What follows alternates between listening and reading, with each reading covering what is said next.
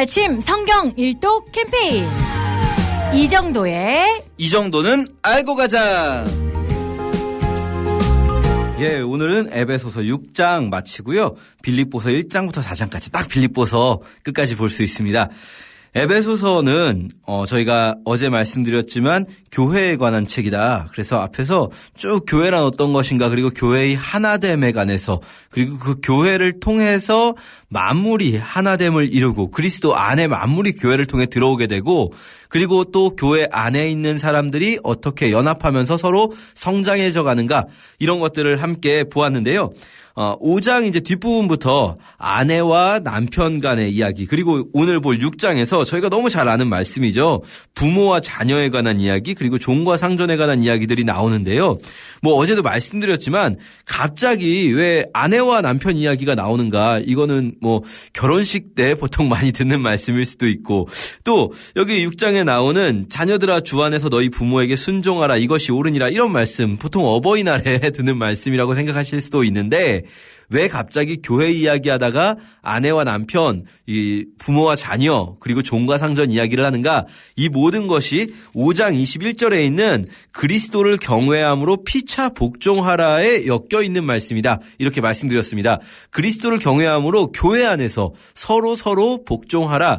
그러면 그때 당시에 교회라는 것이 어떤 구성원을 가지고 있는가? 교회는 대부분 이제 가정 단위의 교회였기 때문에 부모와 자녀, 그리고 아내와 남편, 종과 상전들이 한 교회 안에 있었던 거죠. 그랬을 때 이 교회 안에서 어떻게 행해야 되는가? 자녀들은 부모에게 순종하고, 부모도 역시 자녀를 노엽게 하지 말고, 종들이 성실한 마음으로 육체의 상전에게 순종하고, 상전들도 역시 그와 같이 하여라. 종들을 위협하지 말아라. 이렇게 말씀하시는 것들. 그러니까요, 사실 1세기의 교회는요, 지금의 우리 교회와는 달리 교회 공동체가 삶의 공동체와 겹쳐 있었습니다. 우리 같은 경우에는 뭐 직장 상사, 그리고 또 부모님, 교회에서는 만날 일이 없을 수도 있죠. 그렇죠? 그리고 그 교회에서는 교회 생활은 교우들끼리 이렇게 잘 하면 되고, 그러다 보니까 자신을 숨길 수 있어요. 교회 안에서. 교회 안에서는 착한 사람이지만 가정에서는, 또 직장에서는 다른 모습을 보여줄 수도 있는데, 1세기 교회는 그렇지 않았어요. 교회 안에서라는 것이 그냥 단순히 교회 모임만을 이야기할 수가 없이 집에서 내가 어떻게 하는가, 그리고 직장에서 어떻게 하는가, 이것들이 모두 사실은 같은 이제 기독교 공동체 안에서 이루어지는 일이었던 거죠. 그렇게 에베소서는 우리 교회란 무엇이며 교회 안에서 우리는 어떻게 행해야 하는가, 이런 것들을 보여주시면서 이 말씀을 마치게 됩니다. 자, 빌립보서 볼 텐데요. 빌립보서는 보통 기쁨의 서신이다 이렇게 부릅니다. 에베소서, 빌립보서, 말씀드렸지만 골로새서, 빌레몬서까지도 전부 바울이 로마에 1차 수감대에 있을 때 쓴 편지들인데요. 빌립보서 같은 경우는 조금 이 편지를 쓴 이유가 독특합니다. 그냥 단순히 교회에 어떤 뭐랄까요, 가르침을 주기 위해 쓴 편지가 아니라 빌립보 교회와 바울 사이에 어떤 일이 있었던 거죠. 그것을 저희가 알 수 있는 거는 4장을 먼저 보면 좋은데요. 빌립보서 4장 10절 그리고 15절 이런 부분들 먼저 읽고 빌립보서 들어가겠습니다.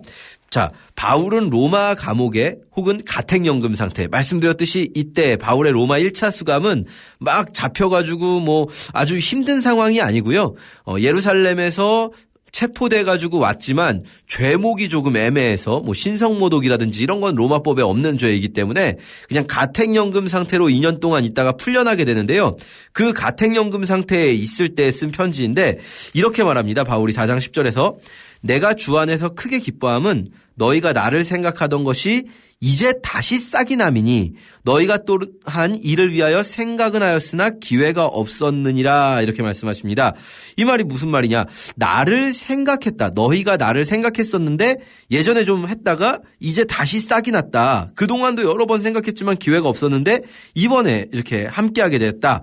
이게 무슨 말일까요? 좀 더 자세히 보자면 구체적으로 15절에 보면 빌립보 사람들아 너희도 알거니와 복음의 시초에 내가 마게도냐를 떠날 때에 주고받는 내 일에 참여한 교회가 너희 외에 아무도 없었느니라. 자, 주고받는 내 일에 참여한 교회, 이게 무슨 말일까요? 좀 더 자세히 구체적으로 무슨 말인지 추측해보자면 16절 이어서 데살로니가에 있을 때에도 너희가 한 번뿐 아니라 2번이나 나 있을 것을 보내었도다. 자, 뭘 보냈다는 걸까요? 아주 쉽게 생각하면 빌립보 교회가 바울의 선교를 물질적으로 후원했다라고 볼 수 있는 겁니다.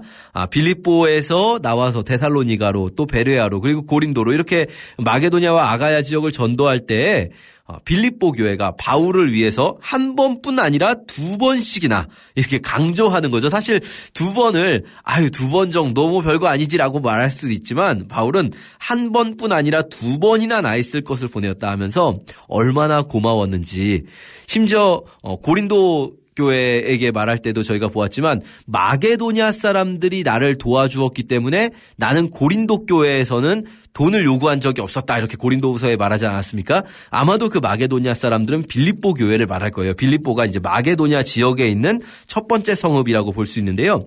그러니까 이 빌립보서는 쉽게 말하면 뭐냐면요, 빌립보 교인들이 바울의 2차 전도 여행 때에도 바울을 위해서 선교를 후원했었어요, 물질적으로. 그런데 그 후에 잠시 끊어졌겠죠. 여기 10절에서 다시 싹이 났다. 그리고 그동안도 생각은 했으나 기회가 없었다. 이것은 바울이 이제 거리상 먼 곳으로 이동했기 때문에 2차 전도여행을 마치고 또 수리아 안디옥에도 가고 이런 데는 거리상 멀기 때문에 아마도 바울을 후원하지 못하다가, 그러나 바울이 지금 로마 감옥에 있는 상황에서 빌립보 교인들이 바울을 위해서 감옥에 있는 바울을 걱정하면서 헌금을 하는 거죠. 바울을 위해서 돈을 모아서 바울에게 갖다 준 것 같습니다. 쉽게 말하면 빌립보서는요, 바울이 이렇게 쓰는 편지인 겁니다. 빌립보 교인들이 감옥에 있는 바울을 걱정하면서 돈을 모아서 주니까 저 잘 있습니다. 걱정하지 마세요. 그리고 여러분이 보내준 것 너무 감사하게 잘 받았습니다. 라는 말을 이렇게 길게 돌려서 말하고 있는 선교사님의 선교 후원에 대한 감사 편지다라고 생각하면 됩니다. 사실 우리도 그렇지 않습니까? 선교사님들이 선교 후원에 대해 감사 편지를 보내실 때 결코 돈 줘서 고맙습니다 이렇게 쓰지 않거든요. 당연히 이 선교의 상황이라든지 그리고 하나님께서 하신 일들, 이런 것을 이야기하지 너무 노골적으로 돈 줘서 고맙습니다 이렇게 말하지 않는 것처럼 빌립보서도 역시 그 감사의 마음을 표현하지만 그러나 대놓고 말하지 않는 그런 것들을 볼 수가 있습니다. 빌립보서 1장부터 좀 보면요, 이런 상황을 생각하고 읽으시면 빌립보서가 너무 쉽고 은혜로운 편지가 됩니다. 1장에서 바울이 인사를 마친 후에 이렇게 너희를 위해 기도한다 하고 할 때 이렇게 말합니다. 너희를 위해 간구할 때마다, 1장 4절에요. 간구할 때마다 너희 무리를 위하여 기쁨으로 항상 간구함은 너희가 첫날부터 이제까지 복음을 위한 일에 참여하고 있기 때문이라. 이게 무슨 말일까요? 빌립보 교회가 바울의 복음 전도를 위해서 자기들이 전도되어 가지고 빌립보 교회가 생기자마자 그때부터 지금까지 바울의 이 복음 전도 사역을 후원하며 함께 한다는 겁니다. 그래서 너희 안에서 착한 일을 시작하신 이가 그리스도 예수의 날까지 이루실 줄을 우리는 확신한다. 이런 말씀을 하는 거죠. 그러면서 바울이 12절에 이렇게 말합니다. 형제들아, 내가 당한 일이 도리어 복음 전파의 진전이 된 줄을 너희가 알기를 원하노라. 이게 무슨 말일까요? 내가 당한 일. 감옥에 갇힌 거죠.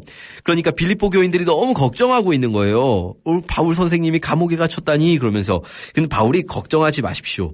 제가 지금 감옥에 갇힌 것이 제가 이렇게 보니까 오히려 복음 전파에 도움이 됩니다. 왜냐하면 13절에 이러므로 나의 매임이 그리스도 안에서 모든 시위대 안과 그 밖의 모든 사람에게 나타났으니 형제 중 다수가 나의 매임으로 말미암아, 내가 감옥에 갇혔다는 소식을 듣고 형제들이 오히려 주 안에서 신뢰함으로 겁없이 하나님의 말씀을 더욱 담대히 전하게 되었느니라. 내가 감옥에 있다는 소식을 들은 사람들이 더 담대히 전도하게 되고요. 또 어떤 이들은 바울을 시기해서 바울이 감옥에 있을 때 이때 우리가 전도를 더 많이 해가지고 바울보다 더 많이 해야지 이러면서 투기와 분쟁으로 전도를 하는 일도 있었다는 거예요. 그러나 바울은 그 모든 일들이 어떻게 되든지 간에 내가 감옥에 간 것이 오히려 복음 전도에 도움이 되었습니다. 저는 그래서 여러분이 이런 일 때문에 걱정하기보다는 오히려 기뻐했으면 좋겠습니다. 이렇게 말씀하시는 거죠. 그러면서 바울은 이렇게 말합니다. 21절에 내게 사는 것이 그리스도니 죽는 것도 유익함이라. 저는 정말 죽어도 괜찮아요.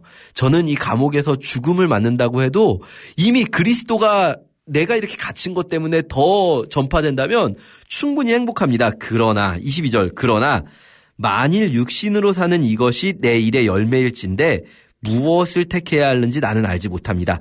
그러니까 저는 죽어도 괜찮지만 그러나 제가 더 살아있어야 하는 것이 하나님 뜻이라면 저는 살아있어야 되나 봅니다. 그러면서요 바울이 이렇게 말합니다.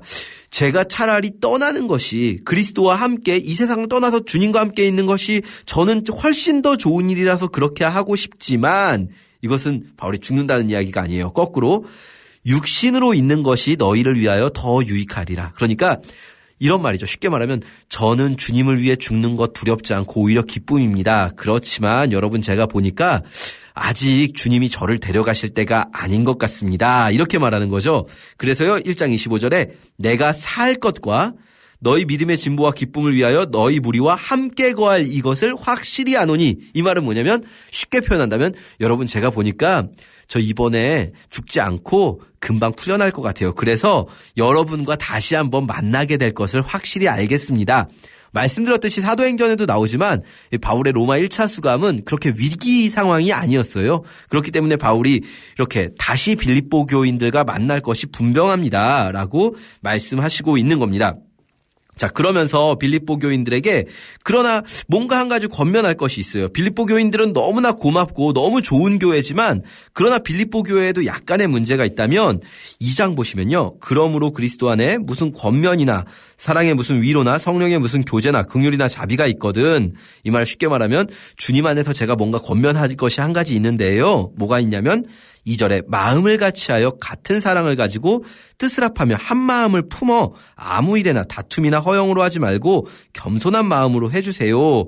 이 말 쉽게 말하면 여러분 싸우지 마세요. 한 마음 되세요. 이렇게 말씀하시는 거죠. 바꿔 말하면 빌립보 교회에 약간의 분쟁의 문제가 있는 것 같다라고 생각할 수 있습니다. 그것은요 저희가 좀 더 자세히 할 수 있는 건 4장 가면요 4장 2절에 내가 유오디아를 권하고 순두개를 권하노니 이 두 이름 다 여성의 이름인데요. 이 두 사람이 복음에 나와 함께 힘쓰던 여인들이다 이렇게 3절에 나오는 걸 보면 교회의 지도자급인 두 여성인 것 같아요. 유오디아를 권하고 순두개를 권하노니 주 안에서 같은 마음을 품으라. 이 말을 바꿔 말하면 뭘까요? 유오디아라는 여성 지도자분과 순두개라는 여성 지도자분이 조금 사이가 안 좋다. 그런 것을 저희가 생각할 수 있는 거죠. 그래서 이렇게 2장에서 여러분 한 마음을 품으십시오. 그러면서 5절에 너희 안에 이 마음을 품으라. 곧 그리스도 예수의 마음이니 주님은 이렇게 근본 하나님의 본체시나 자신을 낮추셔서 종의 형체를 가지셨다. 이 말씀 왜 하는 거냐면 그분이 그렇게 낮아지신 것처럼 우리도 그리스도의 마음을 품고 더 낮아집시다. 그래서 나보다 다른 사람을 더 낮게 여기고 이렇게 하나가 됩시다 라고 말하는 거죠. 그러면서요 저희가 주목할 부분이 2장 뒷부분인데요. 2장 뒷부분에 바울이 디모데를 보내겠다라고 말합니다. 나도 곧 가겠지만 내 상황이 어떻게 될지를 보아서 먼저 디모데부터 보내서 너희가 내 사정을 듣고 안위를 받게 하고 싶다. 아마도 이제 디모데가 먼저 빌립보 교회에 방문해서 바울의 사정을 알려줬겠죠. 바울 선생님 그렇게 어렵지 않아요. 괜찮아요. 여러분 안심하십시오. 이렇게 말을 하겠죠. 그런데 디모데뿐 아니라 누굴 보내는 게 필요하다고 느꼈냐면 25절 그러나 에바브로디도를 너희에게 보내는 것이 필요한 줄로 생각하노니 그는 나의 형제요 함께 수고하고 함께 군사된 자요 너희 사자로 내가 쓸 것을 돕는 자라. 너희 사자로 쓸 것을 돕는 자라. 즉 에바브로디도라는 사람이 빌립보 교회에서 말하자면 바울을 후원하는 돈과 그 편지를 가지고 바울에게 온 거죠. 그래서 에바브로디도라는 분이 바울을 찾아서 로마까지 왔는데 그런데 왜 먼저 못 갔냐면 이렇게 됩니다. 26절 에바브로디도 그가 너희 무리를 간절히 사모하고 자기가 병든 것을 너희가 들은 줄 알고 심히 근심한지라. 그가 병들어 죽게 되었으나 하나님이 그를 긍휼히 여기시고 그뿐 아니라 또 나를 긍휼히 여기사 내 근심 위에 근심을 면하게 하셨느니라. 즉 에바브로디도가 병들었던 거예요.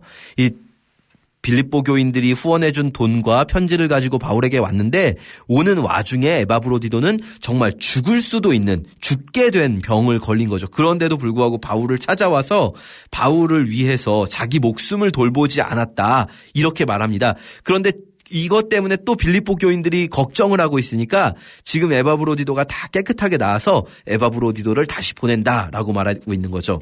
이렇게 우리가 빌립보서를 보면요. 이 빌립보서를 통해서 바울과 빌립보 교회 사이에 어떤 후원과 그리고 그 후원을 받은 선교사님의 그 애틋한 마음 이런 것들을 많이 느낄 수 있습니다. 3장에서는 빌립보 교회의 또 한 가지 염려스러운 부분 그것은 뭐냐면 역시 어디나 이 시대의 바울 서신에 계속해서 나타나는 대적들이죠. 육신으로 할례 가지고 자랑하려는 자들 그들에 대해서 아주 크게 주의를 주고요. 4장에서 마지막 인사를 합니다.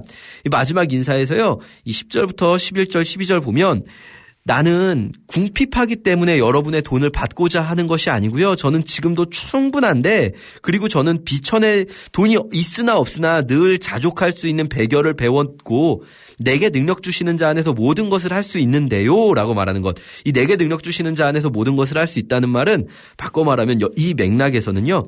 저는 돈이 없어도 사실은 괜찮습니다. 그러나 여러분이 이렇게 나와 함께 이 복음의 일에 참여한 것은 너무나 감사하고 귀한 일입니다. 라고 말하는 것입니다. 이렇게 우리가 이 빌립보서 오늘 읽으시면서요. 빌립보 교회의 그 바울을 향한 따뜻한 마음, 섬김의 마음, 그리고 또 바울의 그 빌립보 교회를 향한 그런 애틋한 사랑 이런 것들을 느끼면서 우리 함께 읽었으면 좋겠습니다.